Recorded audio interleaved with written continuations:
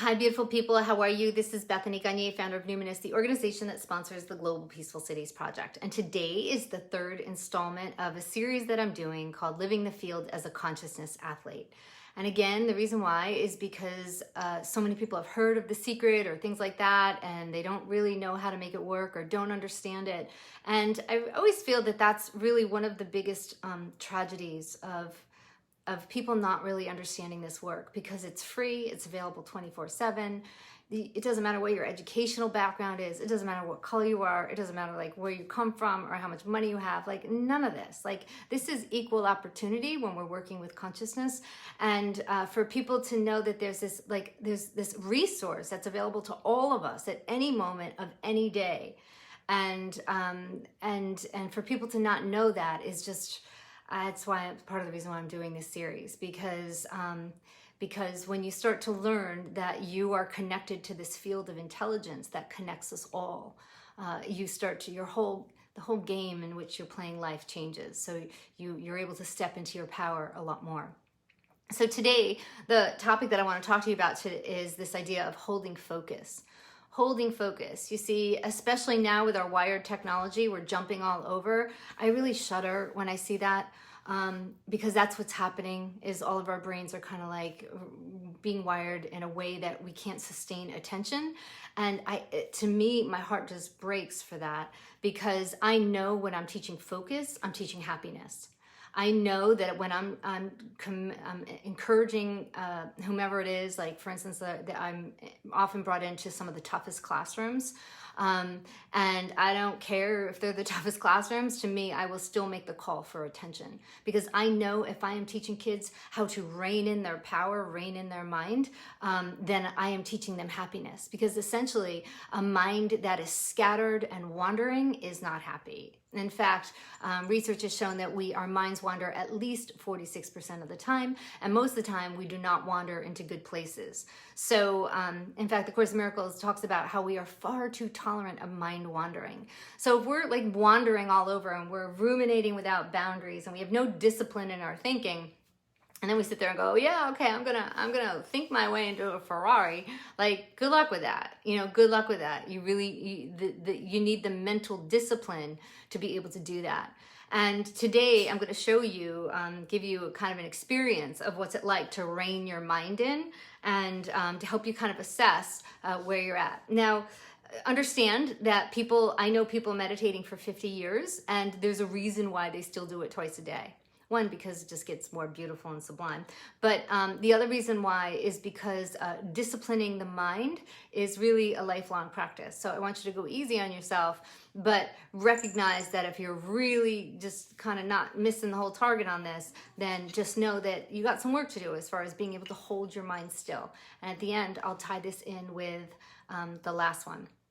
Okay, so I'm going to ask you to really show up for yourself right now. If you're interested in this stuff at all, people love the words, but when it comes to actually practice, to actually moving it into your nervous system, that's often when people go, oh, okay, I'll do this later, right? So the idea is that we're going to practice this now, and here's what I'm going to do. I'm going to play this pitch 3 times, and your role is to listen to the pitch, and when the pitch goes away, your role is to keep it going in your mind, okay? So I'm going to do this in a little bit, and before I do, I just want to also say that the whole reason why I'm doing this series is to invite people to come work with me, to do some free classes with me, to learn about the power of the mind-body connection, of the field, basically of using intention to create reality, and then also work with me to create meditations for basically a prayer wheel that I'm wanting to do for a year, okay, where we're just going to bathe this planet in light. So each day I'm giving skills on being able to interact with the field, and each day wanting to add to that. Now, just to let you know, these are kind of the quick skills I can give you, but in the Consciousness Athlete curriculum, what happens is I make particular meditations that are highly skilled in certain ways to like guarantee that you're going to kind of get to where you want to go. So in these little videos, I can only give you little bits and pieces, but the idea, that's why I call it becoming a consciousness athlete, because we're conditioning the body like an athlete. And an athlete doesn't get it on the first time. Like an athlete, you know, neither does a musician, right? So it's this idea that every time you rein your mind in on this, you know, every time you rein your mind in, I want you to think of it as if you're kind of lifting you're doing a bicep curl, okay? And each time you do the bicep curl, you're gonna get stronger. Well, each time you rein your mind in, you're gonna get stronger. You're gonna get stronger. And to this point where if you're doing law of attraction or you're doing healing work, it's this idea of being able to take your mind and just let it land, right? And have the total discipline of focus to do that. Simple. It's not easy, okay? It takes a lot of kind of self-knowledge, really understanding. And so finally, I'm gonna say, when you practice this, if anyone's go back to the other two that I've already done, and then we're gonna take this focus that we're learning with here, and I want you to go back to that area where you're gripping, remember in the last 2 days? And I want you to be able to just hold your focus there and just don't let it move, okay? So understand, if we don't have control of our focus, then how can you possibly manifest anything with, of course, you know, intentional or the law of attraction or the secret or what? Like, how could you can't, okay? Basically, unless we can hold the note, so to speak, then we are, you know, that's why it doesn't work. That's why everybody goes, oh, it doesn't really work. No, it's because you just didn't have some basic, some nervous system understandings, okay? So I'm gonna give you one really big key secret today, and use this as a diagnostic to see just how jumpy your mind is, okay? Because essentially, most people's minds are horribly jumpy now because of all the texting and everything, okay? So, ready? Here we go. I'm gonna play this pitch 3 times, and you're gonna listen to the sound, and just use it as a diagnostic tool to see just how much you can hold the note in your mind before you let it go. Okay? Or I'm sorry, when the sound goes down, you're gonna stay disciplined and you're gonna keep your mind on the note. Ready? Here we go. Oops, hold on. Listen to the quality of the sound. You might want to close your eyes. What is the quality? Stay with it. Your mind wanders, bring it back. As it silences, keep it going in your mind. Now, if you're like most people, you did horrible at that, because it's usually what happens on the first time. So we got 2 more times here. Ready? Here we go. Listen to the quality of the sound. Your mind wanders, bring it back. When the sound disappears, keep it going in your mind.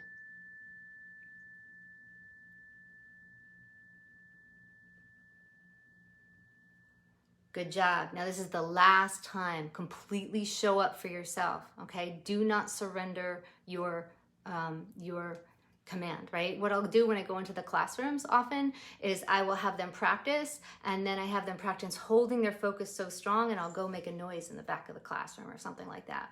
And I tell them to stay in command of their mind, that nobody else is in command of their mind, but they are, right? So if I make a noise in the back, their job is to stay focused on the teacher. Okay, so again, don't surrender your power to anyone else. Hold this in this mode. Ready? Here we go.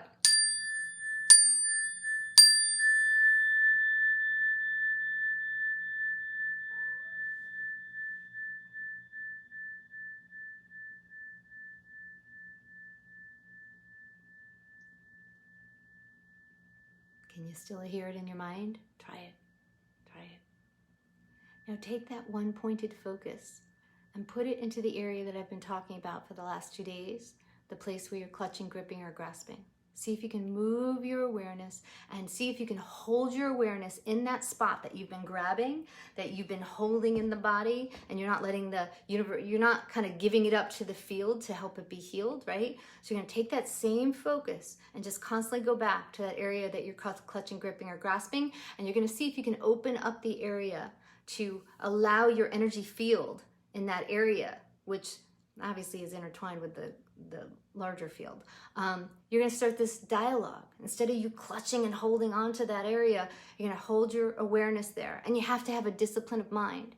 See, most times people are jumping, our awareness is jumping out of the body all the time, jumping out of the body, and that's not a powerful state to be in, okay? It's this idea of being able to hold it and being able to influence it. Hold your mind there somewhere long enough for it to influence it. So notice how the area changes the more you hang out there. And I'm going to encourage you, well, basically, ideally what you want to do is hang out there with love and kindness towards yourself.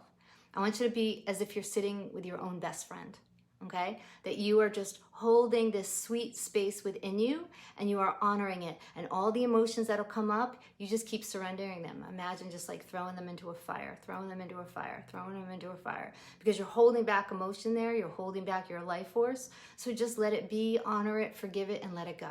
Okay, so now I'm starting to tie some things together here, what I've talked about in the last 2 classes versus now with this discipline of the mind. Can you start to see how there's so much more to this law of attraction? You have to know who you are. You have to know your field. You have to know where you stand inside of yourself. And to just walk around willy-nilly and just always be in the beta brainwaves, oh, we'll talk about that tomorrow, is just, it's not nearly as, it's why so many people are so anxiety ridden all the time, okay? So I hope this is helpful. Again, I'm looking to work with 35 people to do some free training, but also I'm asking that you would be making a meditation, because I'm wanting to create kind of a prayer wheel for an entire year where we are bathing this planet in light. And I'll talk a lot about why that's so powerful as well. All right, thank you so much. Please share this with as many people as you know who use this type of intentional work. And please show up for yourself. If you really have always wanted to try this work, please, you are worthy of your own attention. I want you to understand that nothing is more important than you really learning a place, a stance inside of yourself to be able to live this crazy world right now, and to be able to hold a stance within yourself and feel dignity and honor those around you as well. Okay. All right. So I will talk to you tomorrow, hopefully, if I can. And please share this with as many people as possible, because remember, a focused mind is a happy mind. So when you're teaching focus, you're teaching happiness. We're pretty miserable when we're not focused often. Thank you very much. Take care. Bye-bye.